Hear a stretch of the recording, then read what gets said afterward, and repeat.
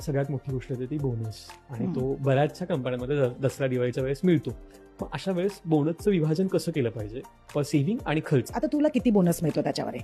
अगदी 20-25 हजार आहे तर तू काहीच त्याच्यात एवढे विभागण्या करता पण येणार नाही. पण मी बघते काही लोकांना चांगले पण बोनस, लाखाच्या वर वगैरे बोनस येतात. मग तशा क्लायंट्सला मी सांगते, तुम्हाला जर का आता होम लोनचं प्रीपेमेंट करायचं आहे थोडंफार, तर महिन्याच्या सॅलरीला नीट आयोजनातच ठेवा, म्हणजे तिथे सेव्हिंगचा प्रपोर्शन सगळं नीट ठेवा. पण मग हे जेव्हा रॅन्डम पैसे असे येतात ना, तिथे मग जर का आता 1 लाख रुपये आलेत आपल्याला, तर 50,000चं प्रीपेमेंट करून घ्या. 50,000 आपल्या स्वतःच्या खर्चांना वाटला, म्हणजे फॅमिली पण आपली खुश, आपल्यालाही स्वतःला एक आनंद की आपला लोनचा EMI, आपला टेन्युअर कमी झाला, टोटल अमाऊंट कमी झाली, तर हे एक सॅटिस्फॅक्शन होतं. कोणाकोणाला फिरायला जायला आवडतं. आता फिरायला एकदम रॅन्डम तर नाही जाऊ शकणार, साध्या गोव्याला पण जायचं आणि फॅमिली घेऊन जायचं तर 30-40 हजार हा मिनिमम खर्च येतो. आता ते नाहीच जायचं का, तर जायला पाहिजे, कारण का आपली फॅमिली पण आपल्याबरोबर असते. मग अशा वेळेस मी सांगते ते पैसे बाजूलाच करून ठेवा.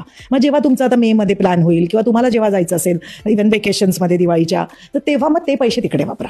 मग तिथे कसं मी ते कारणी लागणार आहे, त्या मुलांना, आपल्या छोट्या छोट्या मुलांना पण आठवण येणार की माझे बाबा तिकडे घेऊन गेले, म्हणजे मला तरी आठवायचं की माझे बाबा मला कोल्हापूरला घेऊन गेले, बाबा माझे, म्हणजे इतके ते आनंद तेच आपल्या मेमरीजमध्ये. आता तू जर का हे कपडे घेत बसला, ते कपडे नंतर लक्षात पण येणार नाही मुलांना की खरंच गरजेचे होते का. तर मग तिथे मी क्लायंटला किंवा एखाद्या मुलाला जी गोष्ट गरजेची आहे त्याच्या, म्हणजे एखादी पुस्तकं झाली किंवा एक काहीतरी त्याला मेमरी म्हणून, तर त्या गोष्टी मग शक्यतो घ्याव्या लोकांनी, रादर दॅन ह्या दिस इम्पल्सिव्ह बाईंग, जी अगदी थोड्याशा क्षणभर आपल्याला आनंद देऊन जात.